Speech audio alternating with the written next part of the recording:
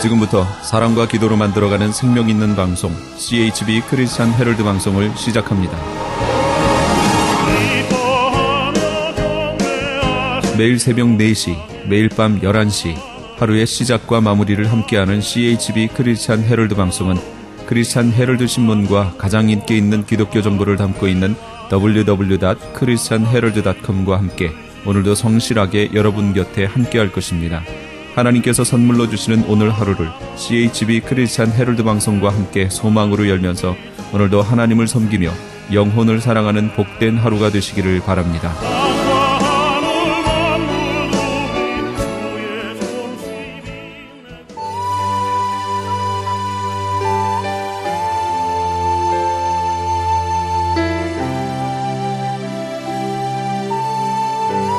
이 새벽을 주님과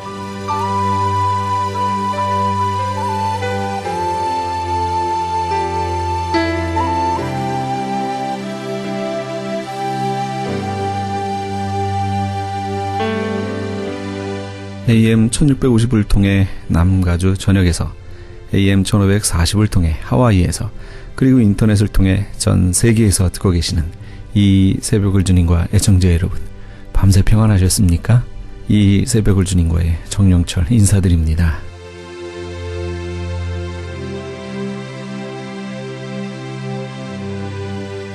매주 목요일 이 시간에는 프레이즈교회 정대철 목사님의 말씀 먼저 보내드립니다. 오늘은 마태복음 13장 44절에서 50절까지의 말씀을 본문으로 죽음 이후의 세계란 제목의 말씀 전해주시겠습니다. 참 제가 어머니를 모시고 USC 병원에 정기적으로 이렇게 가는데, 지난번에 갔을 때 어떤 한 아가씨가 자기 아버지를 모시고 병원에 왔더라고요. 아버지 팔짱을 탁 끼고, 아버지는 굉장히 좀 이렇게 막노동을 하는 사람처럼 생긴 분위기인데, 그 아버지의 팔짱을 끼고 어떤 젊은 아가씨가 와서 뭐라고 얘기하면서 와가지고 하는데, 보니까 제가 어머니 그 피 검사하는 데를 모시고 갔는데 거길 마침 또 왔더라고요. 그러면서 이 여자가 보니까 영어를 더 잘하는 아가씨야. 한국말은 좀 약간 서툴고. 근데 어쨌든 한국말로 이제 얘기는 할 수 있으니까. 그러니까 자기 아버지 앉혀놓고 자기가 다 하는 거야. 영어로 다 수속하고 다 하고 아버지 모시고. 그래서 제가 무슨 생각을 했냐면, 어머니한테도 얘기했는데, 나는 이 다음에 나이 먹고 병들면 나는 누가 저렇게 해주나. 우리 어머니는 그래도 못난 자식이지만, 별 볼 일 없는 자식이지만, 그래도 내가 있으니까 내가 어머니를 모시고 왔다 갔다 다 하는데, 나는 누가 해주지? 예준이가 해줄 것 같진 않고, 저 예준이는 지 아버지 해주겠지, 뭐 나 해주겠어요? 수아도 지 엄마 아빠 해주겠지, 뭐 나 해주겠어? 외삼촌까지 신경을 쓰겠어? 그 생각이 퍼뜩 드는 거예요. 입양을 할까? 딸 하나 입양할까? 이제 갓 태어난 애 하면 너무 나이 차이가 나니까 한 10살쯤 된 애 입양을 할까? 그런 생각을 심각하게 제가 했어요, 제가. 근데 입양도 안 된다네, 또 돈도 없고 이래가지고.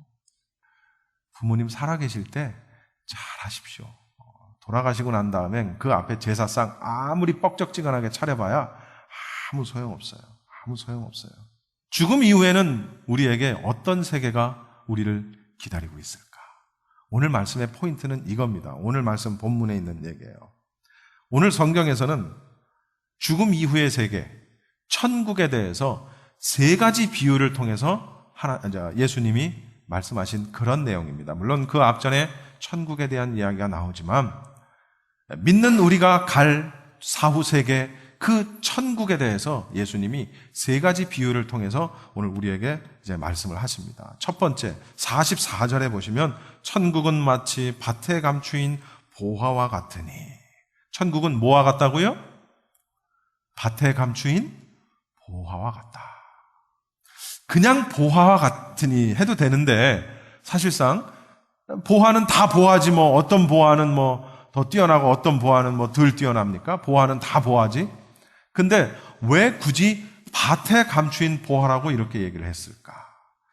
이 말씀을 하시게 된 배경이 있습니다. 이 말씀을 하시게 된 배경이 뭐냐면, 당시 고대에는 오늘날처럼 어떤 재물이나 어떤 이런 것들을 잘 보관해 놓을 수 있는 그런 공공기관이나 공공시설이 많지 않았던, 거의 없었던 그런 때입니다. 지금은 은행에 내 돈도 보관해 놓을 수 있고, 어떤 금고도 있어서 거기다가 내 보물을 보관해 놓을 수도 있고, 여러 그 밖에 우리가 알지 못하는 정말 무슨 스위스 은행 계좌에다가 보관해 놔도 되고, 많은 것들이 있지만 이때 당시엔 그렇지 않았다고요. 그래서 이때 당시 돈이 많거나 보화가 많은 사람들이 자기가 가지고 있는 것을 숨기는 장소로 어디를 많이 이용했냐면 땅속, 이런 데 파가지고 깊이 파가지고 이렇게 묻어놓는. 그래서 많지는 않지만 종종 땅을 파다 보면 보화가 나오는 그런 일들이 종종 있었다는 거죠. 이런 시대적인 배경을 가지고 예수님께서 천국을 얘기하는데 그냥 보화를 얘기하지 않고 밭에 감추인 보화와 같다, 이렇게 얘기를 했습니다. 한 농부가 이제 밭을 갑니다. 남의 집 밭을 갈아요. 그런데 밭을 열심히 갈았는데 그곳에서 뭔가 부딪히는 소리가 나? 그래서 그걸 파보니까 그 안에 말도 못할 보화가 있는 거예요. 그 땅 속에. 이 사람이 생각하는 겁니다. 아하, 그렇지. 이거를 다시 흙으로 다 덮은 다음에 이제 자기가 마련할 수 있는 최대한의 금전을, 돈을 마련을 해서 그 밭을 돈을 주고 삽니다. 그 이후에 그 밭 속에 들어가 있는 보화는 누구 것이 될까요? 그 밭을 산 사람 것이 되겠죠. 그러면 혹자는 이렇게 얘기합니다. 에이, 그 사람 도덕적으로, 법적으로 문제가 있는 사람이야. 그거 원래 자기 게 아닌데 그걸 발견했으면 주인을 돌려줘야지. 맞는 얘기죠? 맞는 얘기죠? 그러나 이 본문은 그런 도덕적인 것, 그런 법적인 것을 이야기하는 본문이 아닙니다. 이 말씀의 포인트는 뭐냐면 그 밭 속에 감추어진 보화에 있는 것이지, 그 사람이 주인에게 말했냐 안 했냐, 그런 어떤 그런 도덕적인 그런 것에 초점이 있는 게 아니다라는 사실이죠. 보물을 발견한 사람의 기쁨. 농사일을 하다가 우연히 발견한 그 보물을, 너무나 귀한 그 보물을 자기 걸 만들기 위해서 말없이 돌아가서 모든 것을 다 구해서 그 밭을 사는 그 보화를 얻은 자의 기쁨. 즉, 다시 말하면 그 보화의 가치를 얘기하는 겁니다. 그 보화의 가치. 천국은 마치 그런 것과 같다. 마치 힘들게 농사일을 하면서 근근히 먹고 살던 한 농부가 어느 날 땅을 팠는데 그 속에서 말할 수 없는 보화가 쏟아져 나온 그 광경을 상상을 해보십시오. 그 농부가 얼마나 심장이 벌렁벌렁 뛰고 갑자기 머리뼈이 뻐쩍뻐쩍 쓰고 그 말할 수 없는 그 두근거림, 그 감동, 기쁨, 어떻게 말로 표현할 수 없는, 그런데 천국이 바로 그런 것이다 라고 지금 예수님이 말씀을 해주시는 거예요. 그래서 모든 것을 다 팔아가지고 자기가 가지고 있는 모든 것을 다 가지고 그 밭을 사는 것과 같다. 두 번째, 천국은 어떤 것이냐? 45절에 보시면 좋은 진주를 구하는 장사와 같다 라고 이렇게 얘기합니다. 뭘 구해요? 좋은 진주. 여러분, 진주는 고가품이죠? 역시 진주는 아주 고가품입니다. 진주는 세상적으로는 고결한 어떤 그런 그 의미가 있어요. 아주 고결하다라는 의미가 진주가 가지고 있고, 성경에서는 이 진주가 가지고 있는 의미가 뭐냐면 진리입니다. 진리. 자, 그런데 그러니까 진주에 대한, 어떤 것이 좋은 진주냐에 대한 그 진주에 대한 지식을 가지고 있는 어떤 한 사람이 좋은 진주를 구하고자 나서는 것과 같은 거예요. 좋은 진주를 구하는 장사. 좋은 진주를 구하러 다니다가 보니까 46절에 극히 값진 진주 하나를 구했어. 어디에선가 자기가 찾던 정말 값진 진주 하나를 구하고 난 다음에 어떻게 했어요? 가서 자기의 소유를 역시 또 다 파는 거예요. 자기의 소유를 다 팔아서 그 진주를 사는 거예요. 자기가 찾던 그 값진 진주를 발견하고. 자, 이것은 우리가 어떻게 영적으로 해석할 수 있는가? 여러분, 최고의 진리이신 그리스도, 그 진리를 어떤 세상적인 어떤 헛된 것에 욕망을 두지 않고 그 진리이신 예수 그리스도만을 쫓아가는, 그 소위 요즘식으로 얘기하면 그거를 구도자라고 얘기하죠. 구도자. 험한 것을 쫓지 않고 진리를 쫓는 그런 자의 모습이라는 거죠. 바로 좋은 진주를 찾는 이 진주장사의 모습은요. 그러니까 최고의 진리이신 그리스도, 최고로 고결하신 그리스도를 안다라는 것은 천국이 마치 그런 것을 아는 것과 마찬가지라는 거죠. 그리고 그것을 얻기 위해서 모든 것을 다 파는, 그리고 그런 것을 찾아다니는 아주 정열을 가지고 있는, 열정을 가지고 있는 진주장사, 즉 구도자. 이런 것들이 바로 천국의 모습이다라는 겁니다. 천국은 그렇게 찾아다녀야 되는, 그만한 가치가 있는 것이다라는 것을 우리에게 비유적으로 알려주시는 그런 내용입니다. 다 팔아. 모든 것을 다 팔아. 그의 전 재산을 다 팔았어요. 다시 말하면 천국은 이렇게 우리의 전 인생과 우리의 가지고 있는 모든 것을 다 팔아서라도 얻을 만한 가치가 있는 것이다라는 거예요. 밭에 감추인 보화처럼, 좋은 진주처럼 천국은 내가 가지고 있는 모든 것을 다 팔아서라도 얻을 만한 가치가 있는 것이다. 천국은 바로 그런 것이다 라는 겁니다. 그리고 47절에 천국은 어떤 것이라고 말합니까? 천국은 그물과 같은 것이다. 천국은 바다에 치고 각종 물고기를 모으는 그물과 같은 것이다 라고 이야기합니다. 아마도 예수님이 이 말씀을 하신 것은 아마도 그때 당시 갈릴리 바다, 이 갈릴리 호수, 이 바다에서 고기를 잡는 어부들을 염두에 두시고 아마 이 그물 얘기를 하시지 않았을까, 이렇게 우리가 해석할 수 있죠. 그물이라는 것은 뭡니까? 여러분, 바다라는 것은 처음 차근차근히 설명을 해보죠. 이 바다라는 것은 이 세상을 의미합니다. 이 세상을.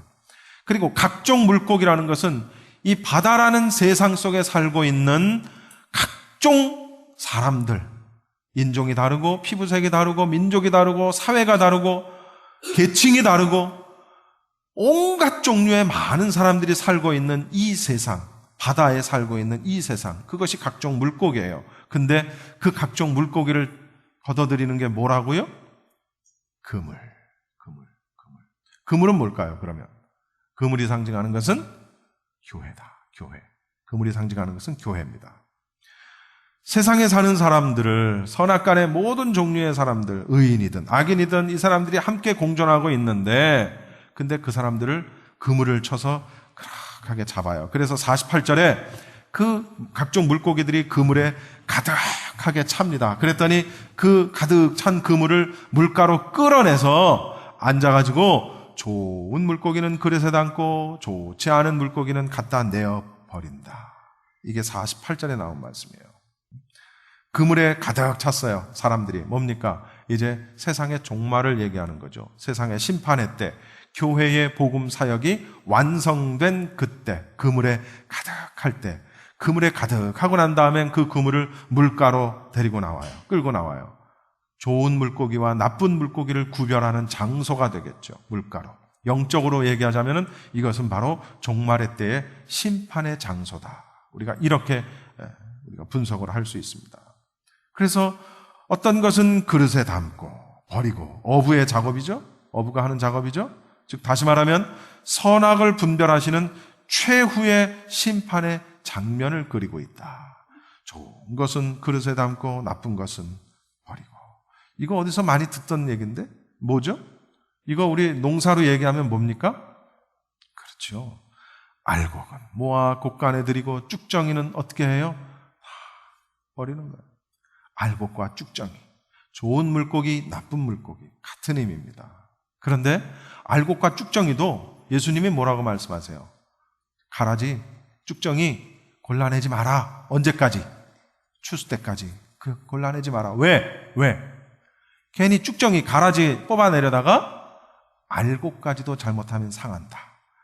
그러니까 이 세상에 우리는 알곡도 쭉정이도, 좀 쉽게 얘기하면 착한 사람도 못된 사람도, 믿는 자도 안 믿는 자도 섞여서 사는 거예요. 심지어 교회 안에도 여기 지금 뭐 한 20명도 뭐 채 안 되는 사람들이 모여 앉아 있지만 이곳에는 알곡이 있고 이곳에는 쭉정이가 있을 수 있다라는 거죠. 하나님만 아실 일이지만 이곳에는 정말 추수 때에 모아 곡간에 드릴 만한 알곡 같은 사람이 있는가 하면 어떤 사람은 불어서 날려버리는 쭉정이 같은, 가라지 같은 사람이 있을 수 있다라는 거예요.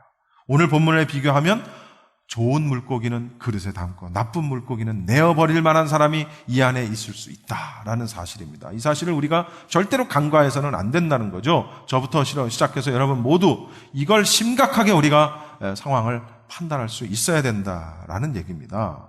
그래서 49절에 이제 악인의 결과에 대한 부분이 나옵니다. 자, 48절까지는 천국에 대한 부분이 나왔어요. 천국은 보화와 같고 진주와 같고 그물에 담긴 것과 같고 이런 거예요. 그런데 49절과 50절에서는 지옥에 대한 모습을 비유로 설명하지 않고 그냥 그대로 설명을 하셨어요. 뭐라고 설명하셨어요? 49절에 의인 중에서 악인을 갈라내요. 자, 이게 바로 알곡과 쭉정이, 좋은 물고기와 나쁜 물고기를 이야기하는 겁니다.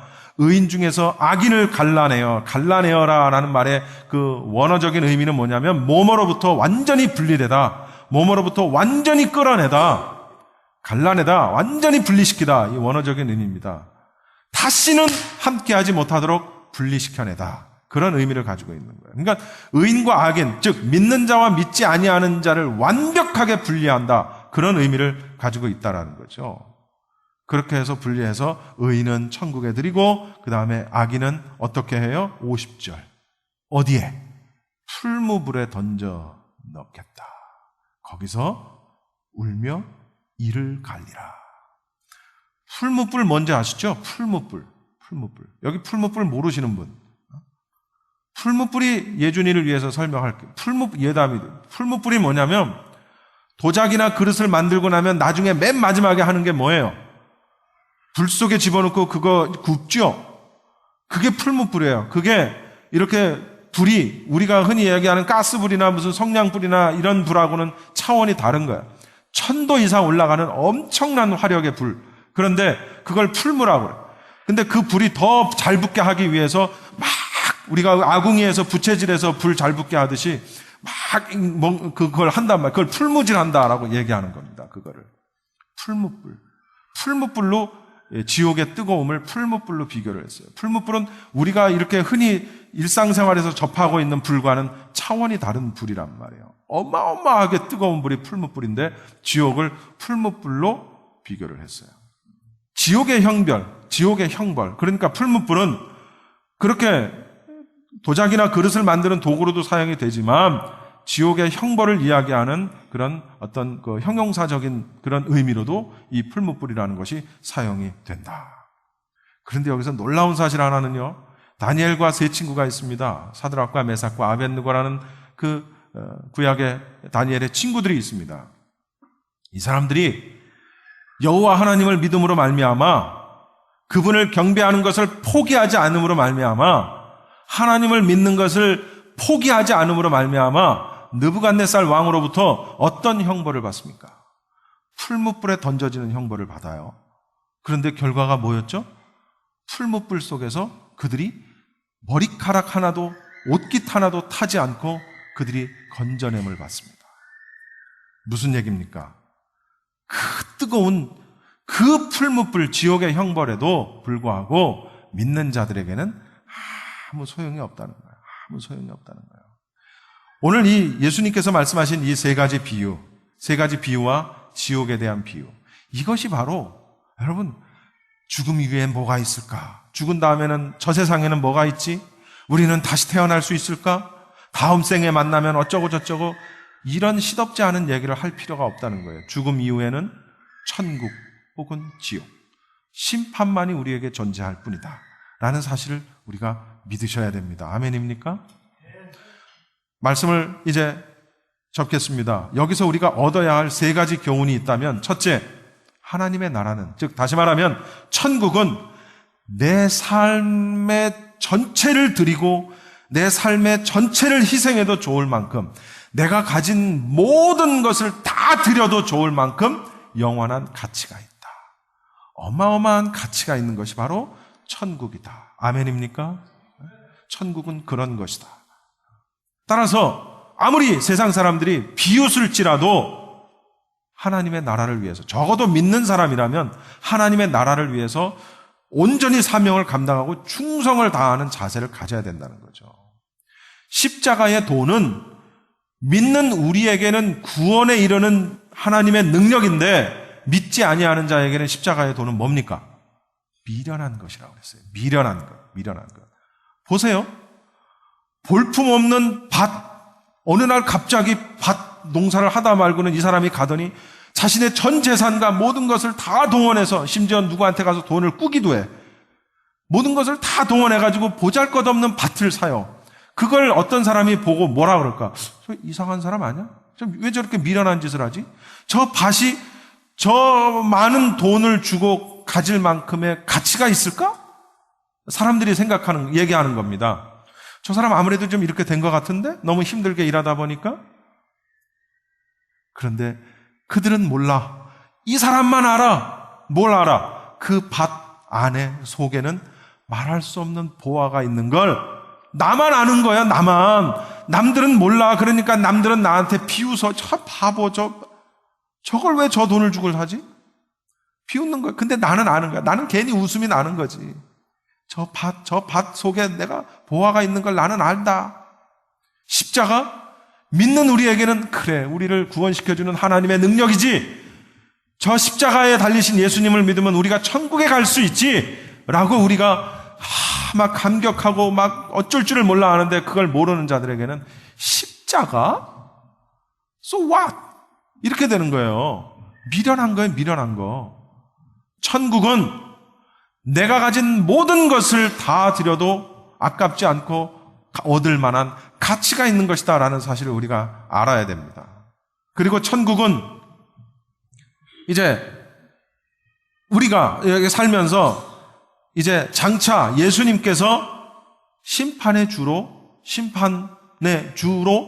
우리에게 오실 거라는 사실도 이 본문을 통해서 우리는 깨달아야 됩니다. 아멘입니까? 예수님께서 장차 심판의 주로 오실 날을 우리가 대비해야 된다. 하나님을 믿고 순종하는 것. 하나님을 믿는 최고의 표현이 뭐라고 그랬어요? 제가 누누이 강조했죠? 뭐라고 그랬어요? 순종하는 것이다. 제가 말씀드렸죠? 하나님을 믿고 철저하게 순종하는 것이 바로 예수님의 심판의 날을 대비하는 우리의 자세다. 세 번째, 마지막으로 천국 복음의 비밀을 소유한 자는 어떻게 해야 됩니까? 그 비밀을 끝까지 지켜야지. 절대로 천국 비밀을 남한테 얘기하지 말고 끝까지 지켜야지. 그렇죠? 아무도 아멘 안 하시네? 우리 목사님 아멘 하셨다. 큰일 났네. 아멘 하시면 안 되는데. 비밀을 끝까지 지키시면 안 되고 어떻게 해야 돼요? 전파해야지. 비밀을 전해야지. 복음 전파는 예수님의 마지막 명령이셨습니다. 그리고 우리는 따라서 복음 전파는 우리의 사명입니다. 믿으십니까? 천국을 소유한 자, 심판에 주로 올 예수님을 대비하고 그 다음 그 천국 비밀을 많은 사람들에게 전파하는 것, 그것이 바로 우리의 사명입니다. 여러분, 이승문 목사님이 이제 더 이상 우리 곁에 안 계시는데 이승문 목사님의 마지막 설교 말씀을 우리가 기억해야 될 필요는 있습니다. 물론 이승문 목사님이 개인적으로 작년에 많은 고통을 경험하시면서 회개할 것도 회개하시고 다 하셨다고 말씀하셨는데, 그건 이제 이승문 목사님과 하나님과의 관계니까 우리가 뭐 신경 쓰지 않아도 되지만, 한 가지 이승문 목사님이 여러 차례 강조했던 말씀 가운데 하나가 뭐였어요? 감사하라. 병상에서 꼼짝도 못하면서 몇 달을 누워 계시는 동안에 그분이 깨달으셨던 거 하나는 이 세상에 감사하지 못할 일이 한 개도 없다. 감사하라. 운전을 하고 가다가 제가 누가 끼어들거나 누가 빨리 안 가거나 그러면 제가 막 빵빵거리고 막 짜증내면 목사님 옆에서 감사해. 그냥 감사해. 그렇게 여러 번 저한테 말씀을 해주셨어요. 감사하라. 늘 감사하는 생활을 가집시다. 그것이 믿는 우리의 마땅한 도리인 것을 믿습니다. 천국을 소망하면서 그렇게 신앙생활 잘들 하시기를 바랍니다.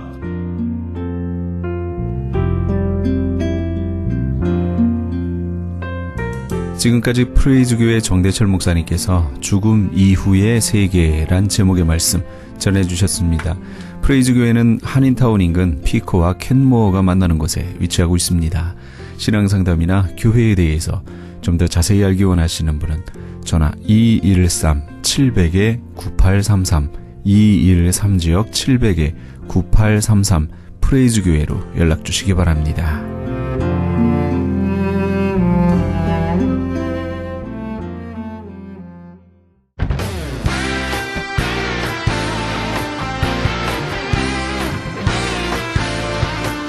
크리스천 헤럴드에서는 한민족 이민 110주년을 기념하여 2014 미주 한인 교계 연감을 편찬합니다. 이번 2014 미주 한인 교계 연감은 100년 총서에 이은 한인교회 역사 총정리가 될 것이며 총 1000쪽에 달하는 전 미주 교계의 연감을 한국, 미주, 전 세계에 배포하게 됩니다. 특히 교회, 기독교 기관 및 단체, 미국과 한국 정부기관, 명문대학 및 공공도서관에 공공역사 자료로 배포하게 됩니다. 또한 본사 웹페이지 cheraldus.com을 통해 인터넷에 게재하게 되며 매주 2, 3회 전달되는 이 신문에 부착되어 배포될 예정입니다. 연감에는 이런 내용이 수록됩니다.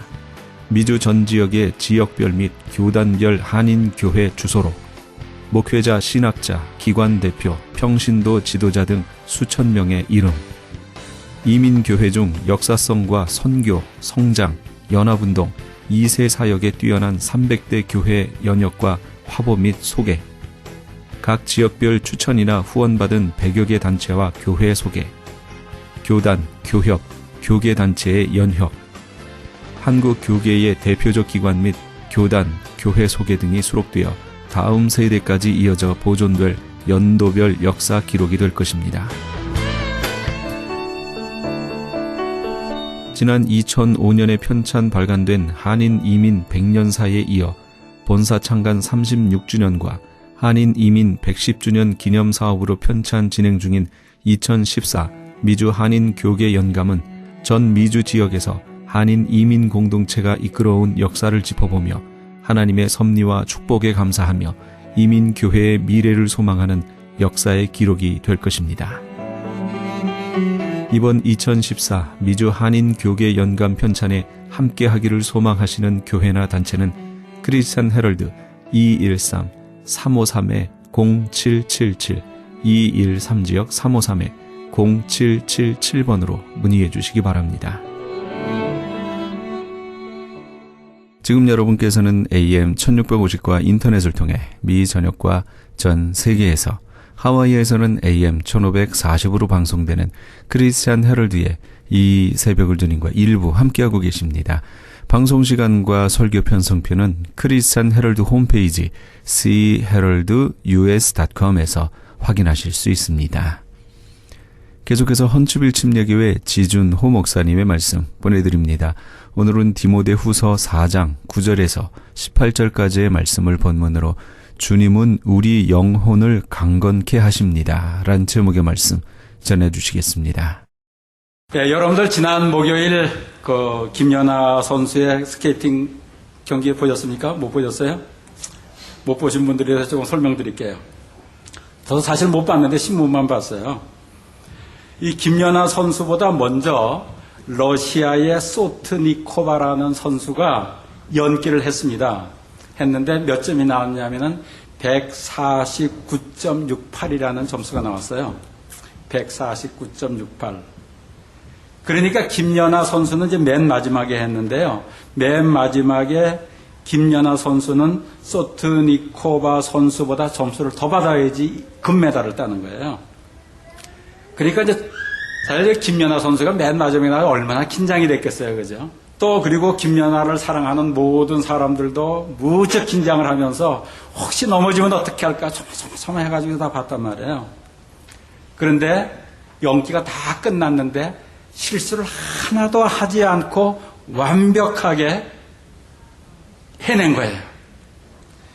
사람들이 그럴 때 와 됐다 이제는 금메달이다 이렇게 생각을 하고 환호성을 다 질렀다고요. 그런데 점수가 발표되는 겁니다. 점수가 발표되는데 모든 사람들이 다 김연아 선수가 더 잘했다고 생각했는데 러시아의 소트니코바 선수에게로 금메달이 돌아가는 거예요. 이렇게 되니까 대부분의 언론사들이 점수 채점에 문제가 있다고 계속 떠드는 거예요. 그리고 이것을 다시 채점하라고 지금 150만 명 이상이 사인을 하고 있답니다. 한 언론사에서 뭐라고 이렇게 타이틀을 잡았느냐 하면 좋은 타이틀인 것 같아요. 무결점의 여왕 안방의 텃세에 금메달을 빼앗겼다. 이렇게 달았더라고요. 이렇게 우리가 사람이 살아가다가 불공평하다고 생각하는 그러한 경우를 당하면 사람들이 상처를 받아요. 그렇지 않아요? 마음이 아파지는 거예요.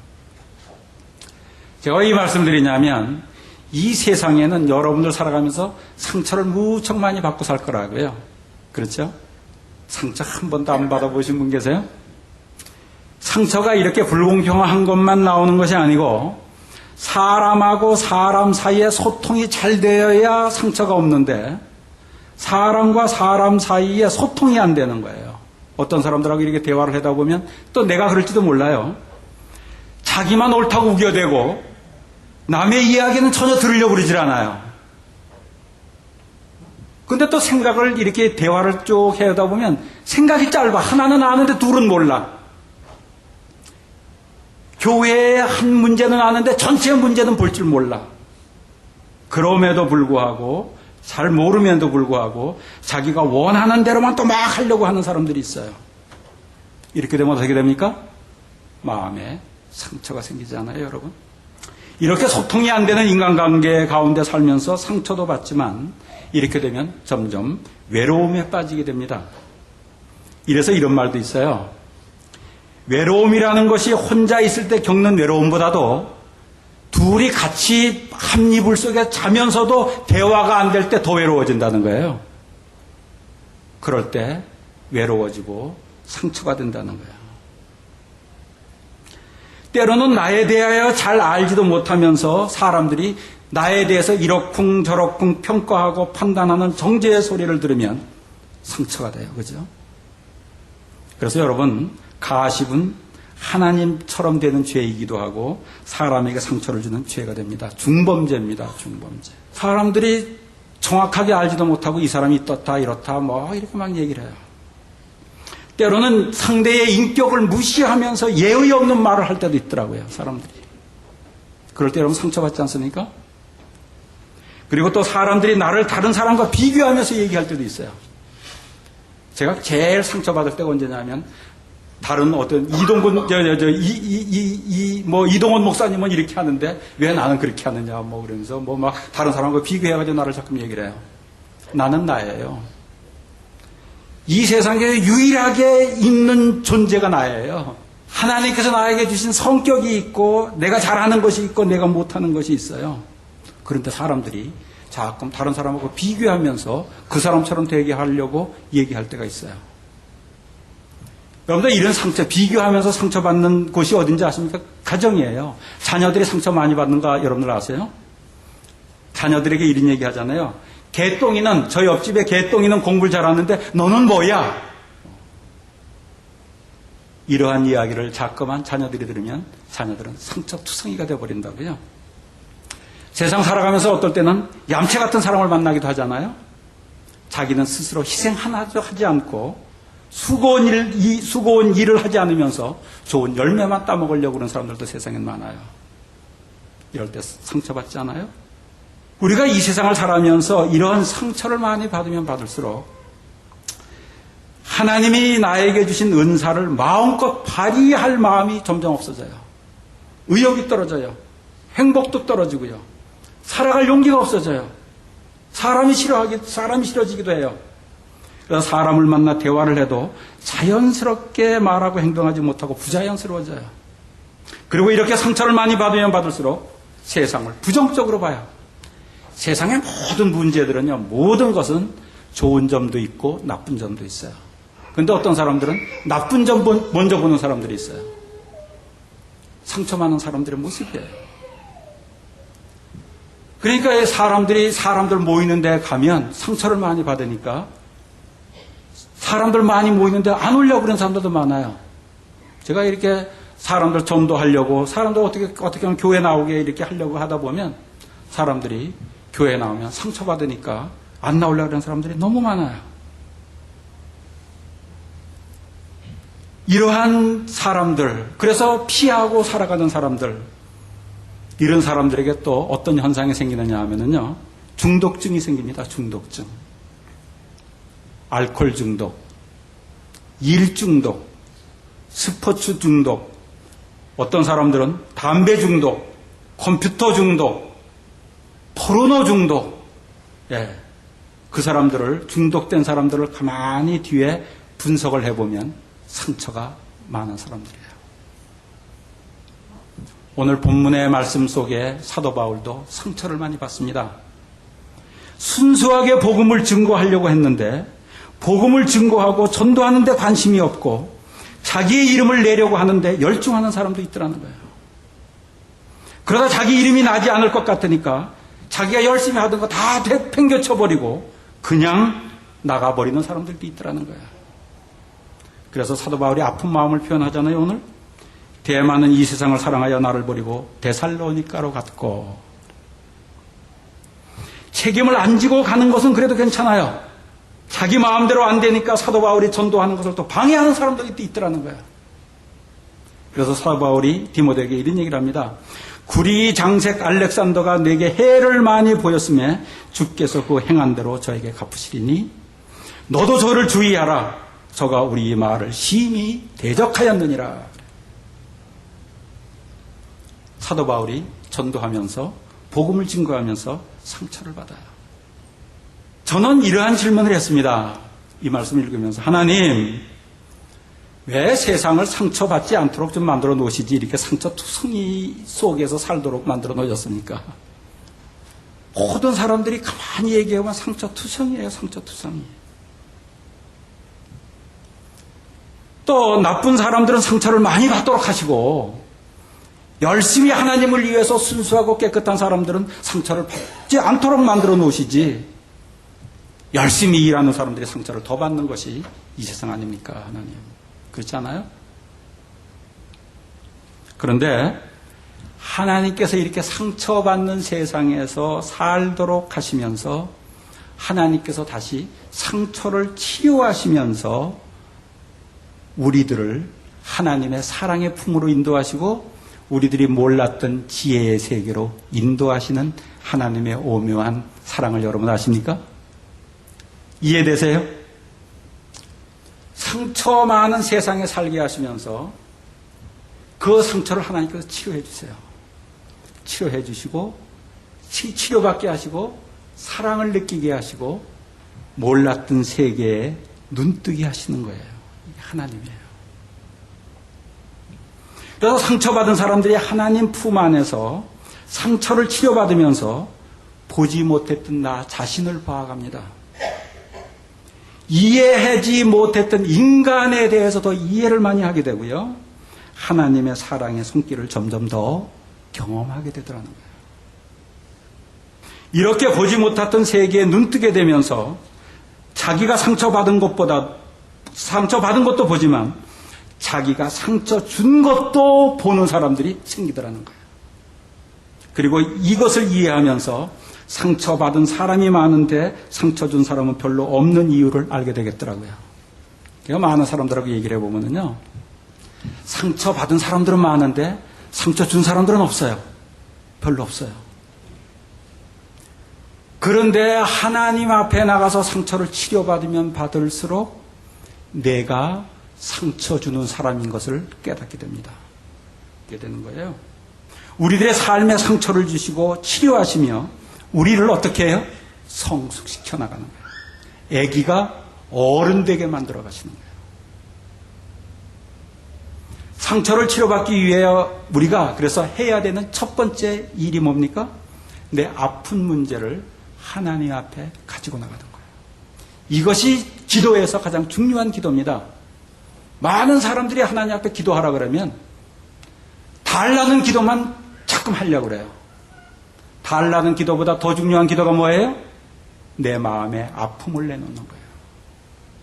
내 마음의 상처를 하나님 앞에 내놓는 거예요. 여러분들 의사 앞에 가가지고요. 의사 앞에 가가지고 내가 지금 심장이 안 좋은데 심장 수술해 주세요. 그러면 되겠습니까? 의사 앞에 가가지고 뭐라 그래야 돼요? 여기가 푹푹 쑤시고 저기가 푹푹 쑤시고 여기가 벌렁벌렁하고 여기가 아프고 저기가 아프고 아픈 얘기를 해야 되는 거예요. 의사 앞에 가가지고서 내가 티눈이 지금 이렇게 났는데 티눈 고쳐주는 고약을 좀 주세요.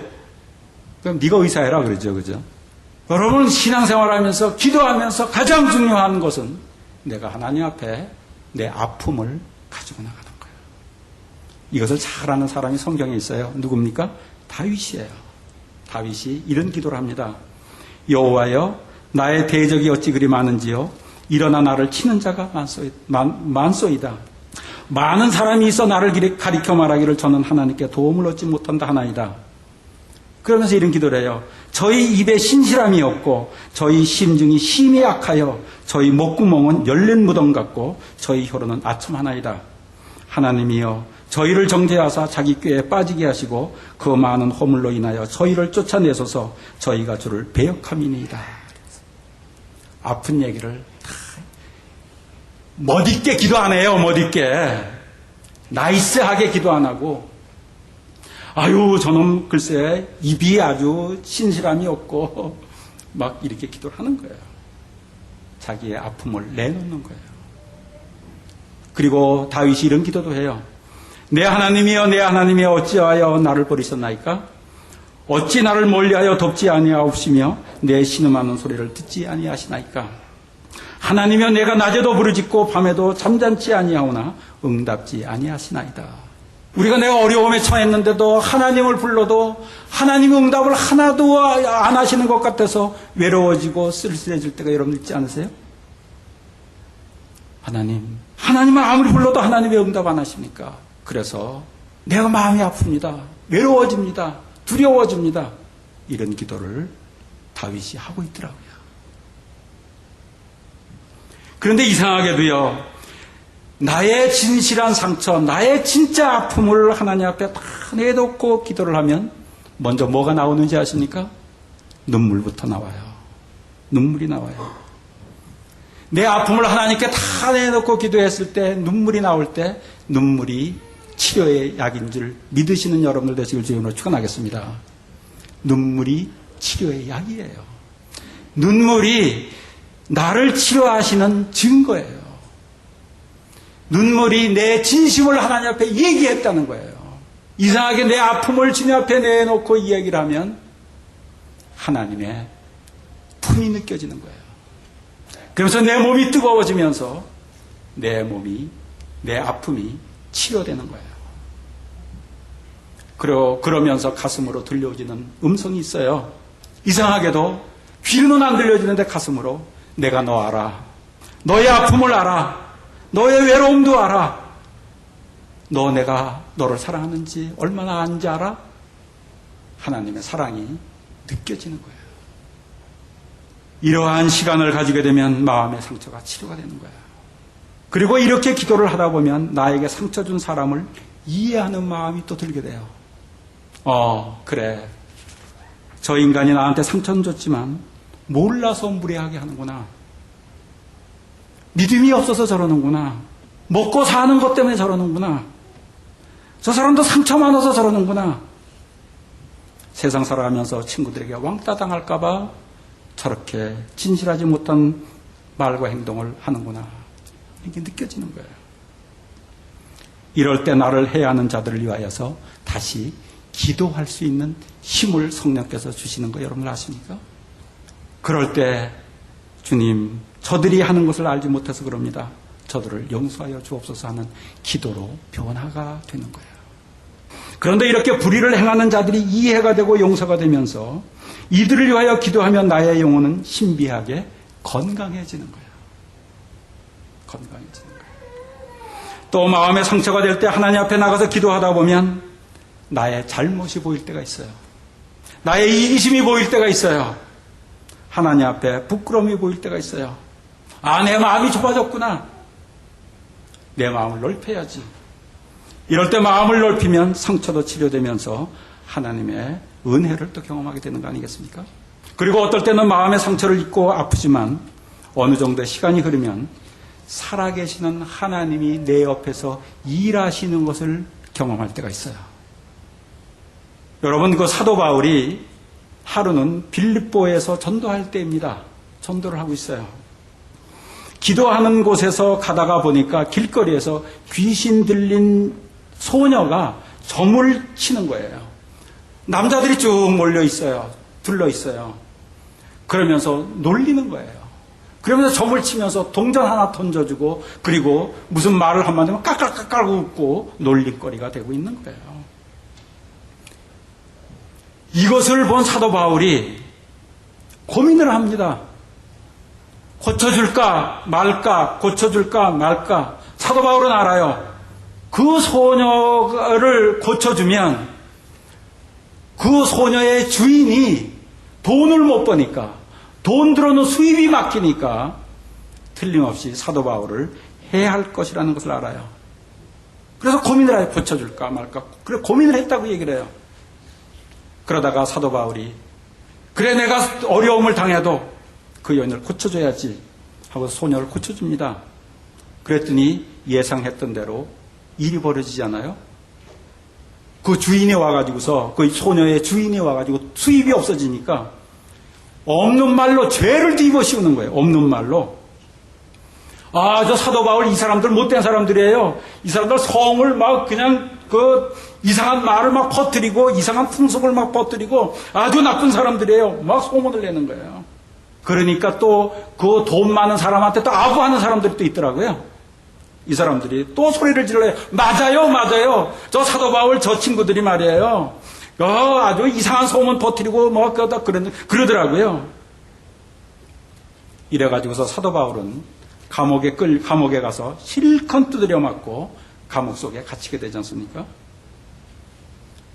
얼마나 상처가 되겠습니까? 얼마나 마음이 아프겠어요? 그럴 때 아픈 마음을 하나님 앞에 내놓고 기도하잖아요. 기도할 때 갑자기 지진이 일어납니다. 감옥문이 열리는 거예요. 사람들에게 채워졌던 쇠사들이 다 풀어집니다. 간수가 딱 이상해가지고서 이상한 소리가 나가지고서 딱 일어나 보니까 감옥문이 다 열려 있어요. 쇠사들이 다 풀어져 있어요. 간수들이 이런 생각을 하잖아요. 죄수들이 다 탈출했구나. 감옥을 지키고 있던 사람들이, 죄수들이 다 탈출했으면 간수들은 책임을 추궁당할 거 아니에요. 두려운 거예요. 큰일 난 거예요. 그러니까 그 두려움이 너무 크니까 자살을 하려고 그러잖아요. 이럴 때 이것을 보고 사도 바울이 얘기를 합니다. 내 몸을 상하지 말아라. 우리가 다 여기 있다. 도망 안 갔어. 그러니까 간수가 사도 바울 앞에 와가지고서 무릎을 꿇고 우리가 어떻게 해야 구원을 얻겠습니까? 그러니까 사도 바울이 이런 얘기를 하잖아요. 주 예수를 믿으라. 그리하면 너와 내 집이 구원을 얻으리라. 간수들이 오히려 예수를 영접하고 신앙인이 되더란 말이에요. 처음 귀신 들린 소녀를 고쳐주고서 터무니없는 말로 고소당하고 매를 맞고 감옥에 갇혔을 때 사도 바울은 무척 마음이 상했지만 어느 시간이 지난 다음에 보니까 하나님의 일하심이 느껴지는 거예요. 하나님의 일하심을 보는 거예요. 하나님의 능력을 경험한 거예요. 살아계시는 하나님이 일하시는 것을 경험한 거예요. 이럴 때 우리들에게 온 상처는 치료됩니까? 안 치료됩니까? 모르세요? 치료됩니까? 안 치료됩니까? 치료되는 거예요. 치료되는 거예요. 이 세상에 어려운 일이 있어도, 힘든 일이 있어도 먼저 나를 보고 기도하면서 살아가다가 내가 할 수 없는 일들은 하나님께서 하신다는 것을 믿고 하나님께서 일하시는 것을 경험하는 모든 성도들 되시길 주의 이름으로 축원하겠습니다. 그럴 때 우리들이 상처가 치료되고 건강한 영혼이 되는 거예요. 이러한 하나님의 살아계심과 도와주심을 경험하고서 사도 바울이 고백을 하는 거예요. 나도 상처를 많이 받았다고. 그런데 자신을 사자의 입에서 건져주시는 하나님의 살아계심을, 은총을 난 경험했다고. 그래서 나는 건강해졌다고. 그런데 나를 이렇게 건강하게 하시면 다시 예수를 알지 못하는 사람들을 증거하게 하기 위해서, 전도하게 하기 위해서 나를 건강하게 하신 것을 나는 안다고. 성경에 이런 얘기가 얼마나 많은지 몰라요. 여러분, 다니엘도 포로로 잡혀가서 많은 억울함을 당하잖아요. 포로로 잡혀갔으니 바빌론 사람들에게 텃세를 당합니다.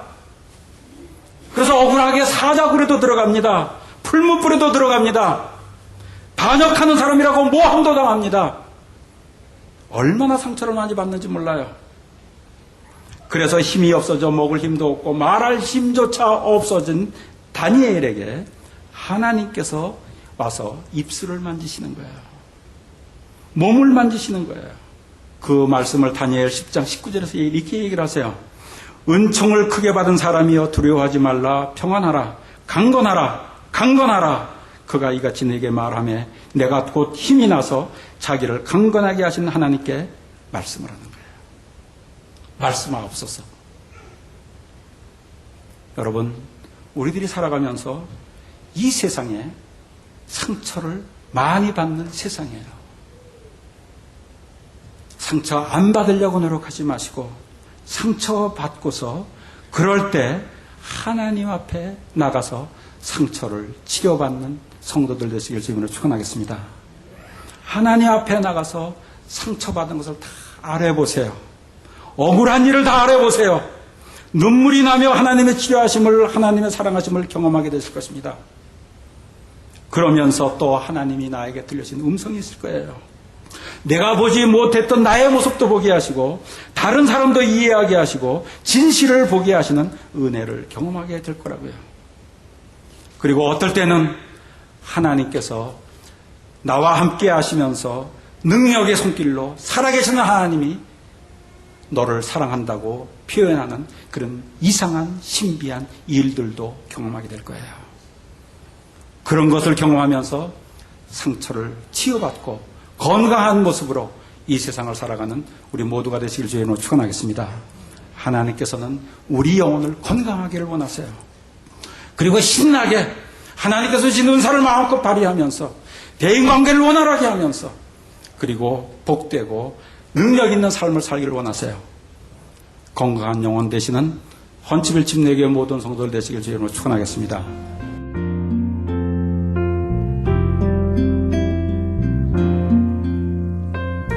지금까지 헌치빌 침례교회 지준호 목사님께서 주님은 우리 영혼을 강건케 하십니다 란 제목의 말씀 전해주셨습니다. 헌치빌 침례교회는 알라바마 헌츠빌에 위치하고 있습니다. 신앙상담이나 교회에 대해서 좀 더 자세히 알기 원하시는 분은 전화 256-880-2390 256지역 880-2390 헌츠빌 침례교회로 연락주시기 바랍니다.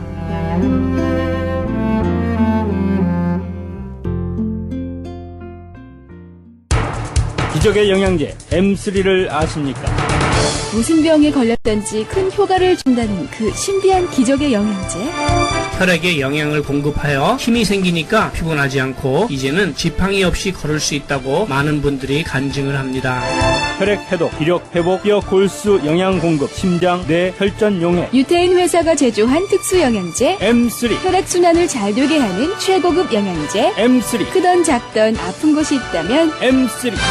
213-435-9600, 213-435-9600번입니다. 정직한 마음으로 권해드립니다.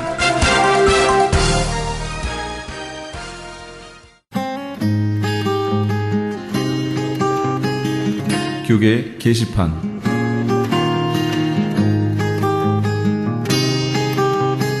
크리스천 헤럴드에서는 본사 창간 36주년과 한민족 이민 110주년을 기념하여 2014 미주 한인 교계 연감을 편찬합니다. 이번 2014 미주 한인 교계 연감은 2005년에 편찬 발간된 한인 이민 100년 총서에 이은 한인 교회 역사 총정리가 될 것이며, 교회, 기독교 기관 및 단체, 미국과 한국 정부기관, 명문 대학 및 공공도서관에 공공역사 자료로 배포하게 됩니다. 2014 미주 한인 교계 연감은 전 미주 지역에서 한인 이민 공동체가 이끌어온 역사를 짚어보며 하나님의 섭리와 축복에 감사하며 이민 교회의 미래를 소망하는 역사의 기록이 될 것입니다. 이번 2014 미주 한인 교계 연감 편찬에 함께하기를 소망하시는 교회나 단체는 크리스찬 헤럴드 신문을 참조하시거나 본사 전화 213-353-0777 213지역 353-0777번으로 문의해 주시기 바랍니다. 가디나에 소재한 나성 서남교회에서 성가대 반주자를 구하고 있습니다. 주일 오전 8시에 드리는 일부 예배 반주하실 분을 원하며 음악 전공자로 구원의 확신이 있어야 합니다. 서남교회는 16100 크렌샤 블루버드 가디나에 위치하고 있습니다. 좀 더 자세한 사항은 교회 310-719-7193 310지역 719-7193으로 연락주시기 바랍니다. 샌프란시스코 베이 에어리어 지역 콩코드에 위치한 PCA 소속의 하모나 장로교회에서 뜨거운 열정을 가지고 주님의 몸된 교회를 섬기실 담임 교역자를 청빙합니다. 자격과 제출 서류는 크리스찬 헤럴드 신문을 참조하시고 제출 마감은 3월 15일까지입니다. 좀 더 자세한 사항은 925-200-0616 925지역 200-0616 김태호 장로에게 해주시기 바랍니다. PC USA 소속 토렌스 제일 장로교회에서 하나님께서 주신 새로운 사명과 비전을 이루기 위해 사역할 담임 목사를 청빙합니다. 제출 마감은 3월 15일까지입니다. 자격과 제출 서류 및 이메일에 관한 좀 더 자세한 사항은 크리스찬 헤럴드 신문을 참조하시기 바랍니다. 교계 게시판에 대한 좀 더 자세한 사항은 크리스찬 헤럴드 신문 교계 소식란을 참조하시기 바랍니다.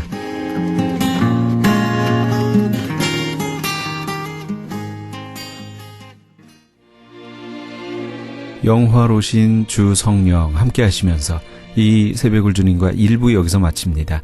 잠시 15 후에 2부에서 돌아오겠습니다.